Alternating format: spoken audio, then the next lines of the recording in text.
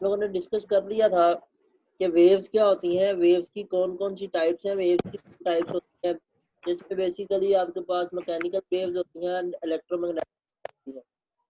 ठीक है, ये इलेक्ट्रोमैग्नेटिक वेव्स है, वेव्स है।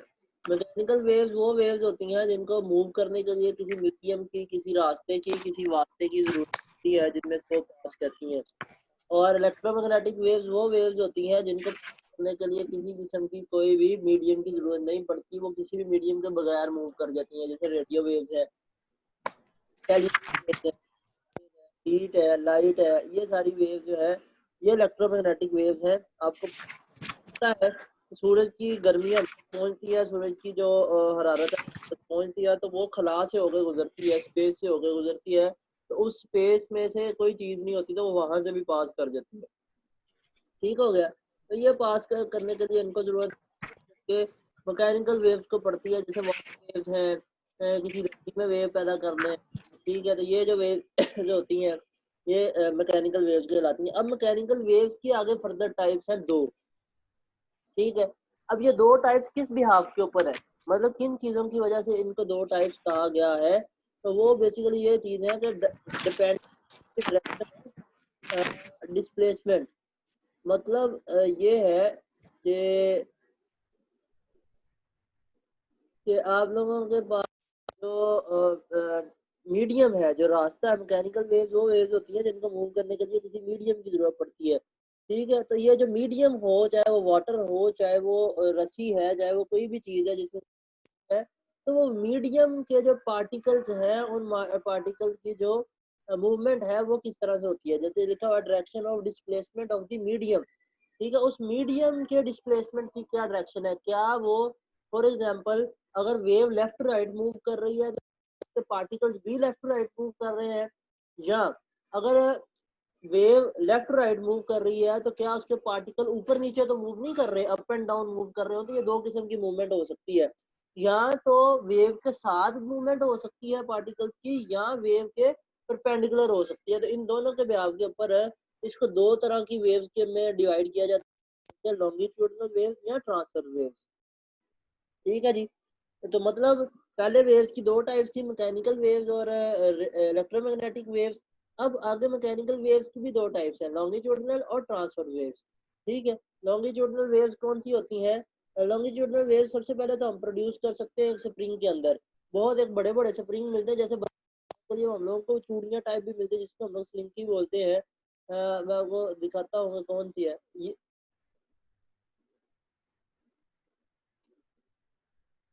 ठीक है, तो स्प्रिंग के अंदर उसका एक एंड फिक्स किया जा सकता है, ठीक है, रिजिड सपोर्ट के साथ, और उसके दूसरे एंड को हैंड में पकड़ा जा सकता है। अब आप उसको रेगुलर कहता है पुश। पुश किस तरह से करना है बताता हूँ। ये बेसिकली आपके पास एक स्प्रिंग है, ठीक हो गया। अब इस स्प्रिंग में ये आपको तस्वीर नजर आ रही है सारी की सारी।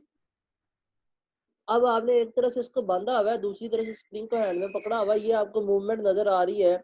ये जो ग्रीन कलर का एरो नजर आ रहा है, जैसे लेफ्ट राइट मूव कराया उसको। जब उसने लेफ्ट राइट मूव कराया है तो उसने जब आगे किया इसको, स्प्रिंग को, दूसरी वाली तस्वीर एरो बता रहे थे, आगे को मूव किया तो उसके स्प्रिंग जो होंगे उसके हाथ के पास वाले वो कंप्रेस होंगे। ठीक है, वो एक दूसरे के पास पास आएंगे। अब वो जो पास जब उसने वापस खींचा तो ये जो स्प्रिंग कंप्रेस हुए हुए थे ये आहिस्ता आहिस्ता अगले वाले स्प्रिंग को कंप्रेस करेगा, वो अगले वाले फोल्ड को कंप्रेस करेगा, इस तरह से पूरे का पूरा कंप्रेस होता जाएगा। फिर वो उसको आगे पीछे जब खींच रहा है तो किसी जगह पे किसी जगह पे रेयर फ्रैक्शन होगी। ठीक है जी, तो ये जिन जगहों के ऊपर आप लोगों को स्प्रिंग बहुत तो कह लें कि नजर आ रहा है एक दूसरे के पास पास कंप्रेस हुआ हुआ, इसको बोलते हैं कंप्रेशन। और जहाँ पे आप लोगों के पास स्प्रिंग एक दूसरे के दूर दूर है उसको हम बोलते हैं रेयर फ्रैक्शन।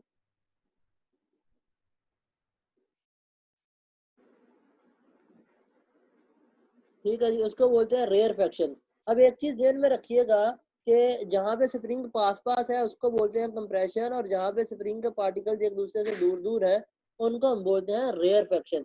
ठीक है, तो एक कंप्रेशन से लेके दूसरे कंप्रेशन तक के फासला को इसने लैम्डा से शो किया हुआ है, इसको हम बोलते हैं लैम्डा, या इसको बोलते हैं वेव लेंथ। ठीक है जी, इसको हम क्या बोलते हैं?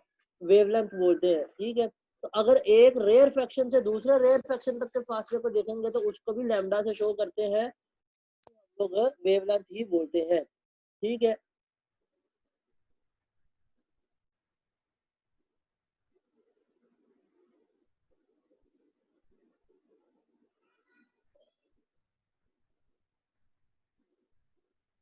अब वो कहता है जी कि सीरीज ऑफ डिस्टर्बेंस क्रिएट होंगी।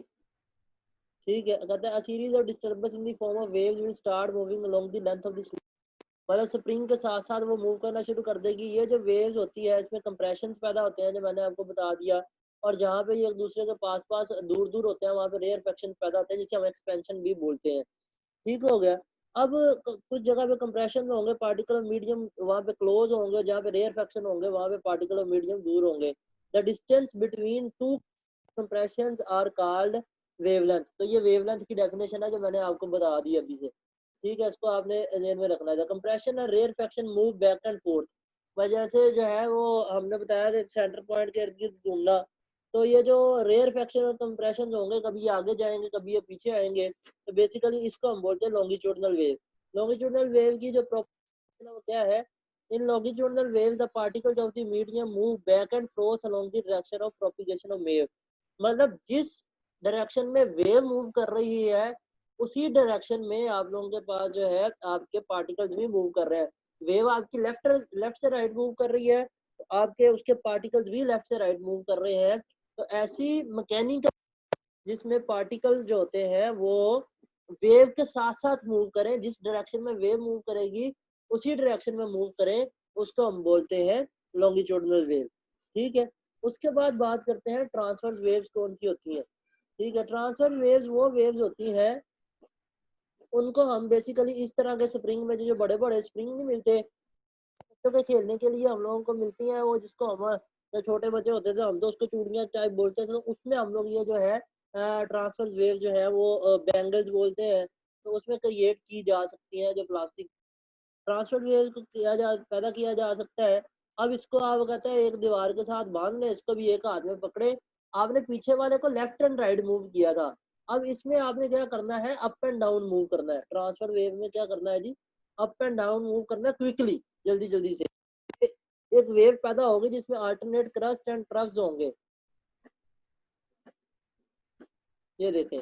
ठीक है, अब ये एक नजर आ रही है, एक तरफ से बांधा हुआ एक तरफ से हाथ में पकड़ा और हमने इसको ऊपर नीचे मूव किया।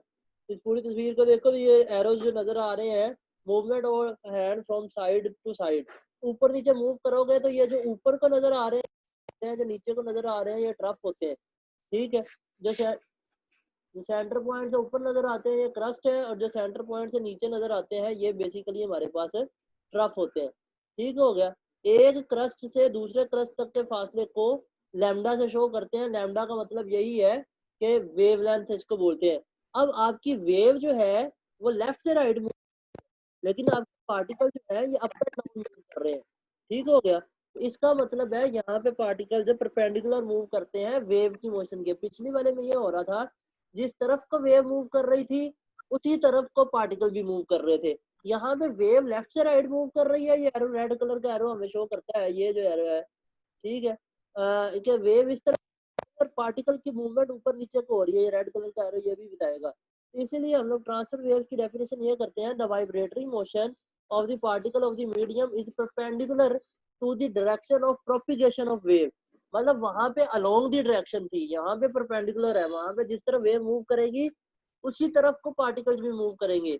यहाँ पे जिस तरफ का वेव मूव पार्टिकल उसके परपेंडिकुलर मूव करेंगे 90 के एंगल पे। मतलब वेव अगर लेफ्ट राइट जा रही है तो पार्टिकल अप एंड डाउन जाएंगे। ठीक है, और अगर वेव अप एंड डाउन जा रही है तो पार्टिकल्स यहाँ पे लेफ्ट से राइट मूव करेंगे। तो ये दो है इसमें कि एक जगह पे एक जो आपके पास है लॉन्गिट्यूडनल वेव है, वहां पे पार्टिकल्स है वेव के साथ मूव करते हैं, और यहाँ पे जो पार्टिकल्स हैं वो वेव के परपेंडिकुलर मूव करते हैं। तो ये आज का हमारा छोटा सा टॉपिक था जिसमें हम लोगों ने टाइप्स ऑफ मैकेनिकल वेव्स पढ़नी थी।